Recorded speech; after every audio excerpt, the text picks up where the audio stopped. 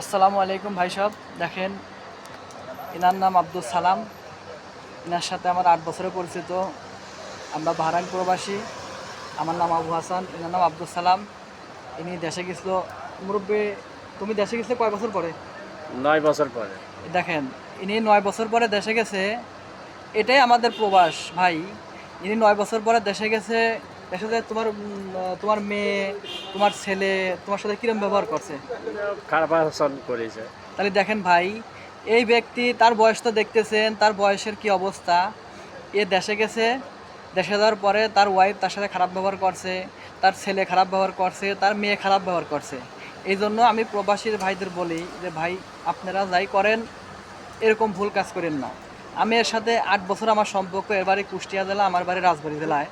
আমি সব বলছি যে দেখো আব্দুল সালাম, মুরব্বী বলে ডাকি, দেখো মুরব্বী, তোমার নিজের নামে কিছু করো, নিজের নামে অ্যাকাউন্ট করো। কিন্তু এ তা করে নাই। এখন সেটা হারে হারে টের পাইছে যে তোমার বাড়ি যারা, তোমার ওয়াইফ তোমার সাথে সবসময় কেমন ব্যবহার করছে, তুমি তোমার তোমার আমার ফেসবুক ফলোয়ারদের জানাও।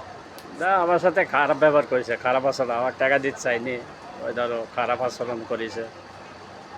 আর কি কি করছে সব বলো, সমস্যা নেই। যে টাকা দিতে চাইনি, আমার পয়সা আবার নিজে যে টাকা লিখেছিলাম ওই টাকা খরচ করে আমি ভাঙিয়েছি, আবার একজনের থেকে টাকা ধার করে খরচ করেছি। তাহলে দেখেন ভাই, আমরা প্রবাসীরা এত কষ্ট করি, তাদের জন্য টাকা দিই, তারাই তার চেহারা দেখেন। দেশে গেলে মানুষের, আমারও চেহারা দেখেন, তারও চেহারা দেখেন। দেখেন তার চেহারার নষ্ট হয়ে গেছে। সে একজন বয়স্ক মানুষ, তার বয়স 50 বছরের উপরে। সে ফ্যামিলির জন্য এত কিছু করছে, কিন্তু তার ফ্যামিলি তার জন্য কিছুই করে নাই। এই ভিডিওটা আমাদের ওই প্রবাসী ভাইদের জন্য, যারা সব টাকা তার ওয়াইফের নামে, ছেলের পিছনে খরচ করেন, বোর পিছনে খরচ করেন। ভাই, এই ভুলটা আপনি করেন না। এনার সাথে আমার অনেক দিনকার সম্পর্ক। এনার আমি যখন যা পারি আমি সাহায্য করার চেষ্টা করি। এই দেখেন, ইনি আইসে 24 তারিখে বাহরাইনে আছে। আসার পরে এনার মোবাইল হারা গেছে। আইসে, তাহলে দেখেন, একেতে দেশের কষ্ট, আবার হারা গেছে মোবাইল। আমি 2 দিন পরে তার কাছে ফোন দিয়েছি যে আব্দুল সালামের ফোন দিয়ে মোবাইল ঢোকেন। এখন আইসে দেখি যে তার মোবাইল হারা গেছে। আমি তার কাছে, এই দেখেন, সে দেশের থেকে আইসে, আমি এই সামানপাতিগুলো নিয়ে আইছি। এই দেখেন, এই যে ঘি নিয়ে আইছি, আর এই যে কুমড়ো বড়ি নিয়ে আইছি। দেখেন, আপনারা দেখেন, এইগুলো আমি তার কাছে নিতে আইসি। দেখি যে তার কাছে শুনি যে মোবাইল হারা গেছে। আর আমার কাছে এখন সে এক প্রকার কান্না কান্না অবস্থায়। দেখেন তার চেহারার অবস্থা দেখেন। এই বয়সে কি ভাই এই সুখের বিদেশ করে নাকি? কিন্তু সে পরিবারে গেছে, কিন্তু তার পরিবার তার সাথে অনেক খারাপ ব্যবহার করছে।